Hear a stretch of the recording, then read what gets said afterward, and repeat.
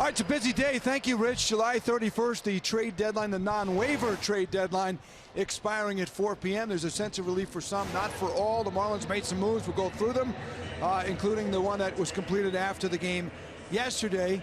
In most cases, the big names here were guys that were going to be leaving anyway. In the Marlins case of Matt Latos, Morse had another year in his contract, but they owed him $11.5 million, and he did not have a good season. Latos and Morse to the Dodgers, and Matt Latos, we saw a guy who, once he got healthy, came back very strong, pitched some really good games, and the Dodgers need starting pitching to go with Greinke and Kershaw over there. And Michael Morse, in my opinion, was starting to emerge as a bat for the Marlins. I know he wasn't healthy earlier, but I think he was just getting ready to take off. So it's going to be tough seeing those two guys go. All right, Guzman, a starter, is going to be one of the pitchers they got on the right side. The other two are not starting yet. Dan Herron, today news, going to Chicago. Got a chance to say goodbye to him as he left. He had a nice run here. Again, though, free agent at the end of the season. If there's a void that's going to be left on this team that's going to be felt immediately, it's the absence of Dan Herron.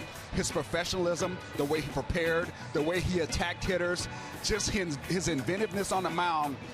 All the Marlins pitchers are better for being in the same uniform as Dan Herron. Tremendous impact, you're right, on the other pitchers. And then this one is going to have a more immediate impact because you're going to see Tomas Talis tomorrow. He's a switch-hitting catcher. The Marlins really like his bat as well. Can play a little first and third. He has in the past. He had pretty good offensive numbers for a catcher at AAA. He comes from Texas for Dyson. Right, so in return for Sam Dyson, they get a left-handed pitcher, which the Marlins desperately need. They've been trying to find a left-handed starter that's going to come in and be consistent in this league for a long time. And I know they're trying to, throw some rocks out there, see what ripples their way, see what washes out.